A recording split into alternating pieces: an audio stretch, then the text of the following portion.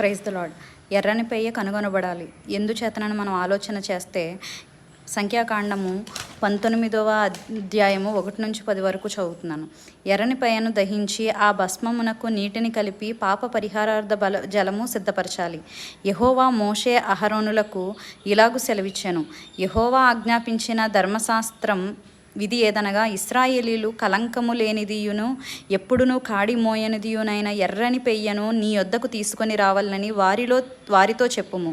మీరు యాజకుడైన ఎలియాజరుకు దానిని అప్పగింపవలెను. ఒకడు పాలము వెలుపలికి దాన్ని తీసుకొని పోయి అతని ఎదుట దానిని వధింపవలెను. యాజకుడైన ఎలియాజరు దానిని రక్తములోనిది కొంచెము వ్రేలుతో తీసి ప్రత్యక్షపు గుడారం ఎదుట ఆ రక్తములో కొంచెము 7 మారులు ప్రోక్షింపవలెను. అతని కన్నుల ఎదుట ఒకడు ఆ పెయ్యను దహింపవలెను. దాని చర్మమును మాంసమును రక్తమును పేడయ్యును దహింపవలెను. మరియు ఆ యాజకుడు దేవదారు కర్రను హిస్సోపును రక్తవర్ణపు నూలును తీసుకొని ఆ పెయ్యను కాల్చుచున్న అగ్నితో వాటిని వేయవలెను. అప్పుడు ఆ యాజకుడు తన బట్టలు ఉదుకుకొని నీళ్లతో శిరస్నానము చేసిన తరువాత పాలెములో ప్రవేశించి సాయంకాలము వరకు అపవిత్రుడై యుండును.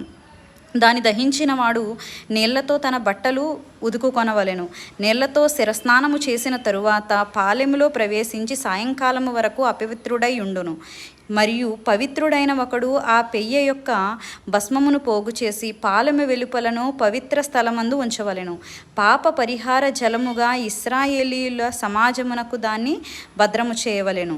అది పాప పరిహారార్థ బలి. ఆ పెయ్య యొక్క భస్మము పోగు చేసిన వాడు తన బట్టలు ఉదుకుకొని సాయంకాలము వరకు అపవిత్రుడై ఉండును. ఇది ఇశ్రాయేలీయులకును వారిలో నివసించు పరదేశులకును నిత్యమైన కట్టడ. ఇశ్రాయేలీలు ఎర్రని పెయ్య కోసం విస్తృతమైన అన్వేషణ చేసినప్పుడు హైఫా ప్రాంతంలో ఒకటి కనుగొనబడినప్పటికీ దానికి 2 తెల్లని వెంట్రుకలు ఉండడం వలన అది బలికి నిషిద్ధం. తర్వాత 2 సంవత్సరముల క్రిందట అమెరికా దేశంలో టెక్సాస్ అనే ప్రాంతంలో 5 ఎర్రని పెయ్యలు కనుగొన్నారు.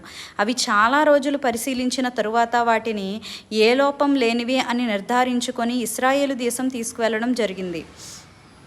అయితే అవి రీసెంట్గానే ఒక 5 days బ్యాక్ కూడా మనకు చాలా యూట్యూబ్లో ఒక వీడియో సర్క్యులేట్ అవుతూ వచ్చింది. ఎర్రని పెయ్య బలి అయిపోయిందని చెప్పి. అందులోనే ఒకటి అంటే అన్క్వాలిఫైడ్ పెయ్యని ఏం చేశారంటే అక్కడ బలి ఇవ్వడం జరిగింది. అంటే ముందుగానే నేర్పించడం కోసం యాజకులను అది ముందుగా చేసిందన్నమాట. అది నిజమైన బలి కాదు. అది అందరూ గుర్తుపెట్టుకోవాలి. Praise the lord.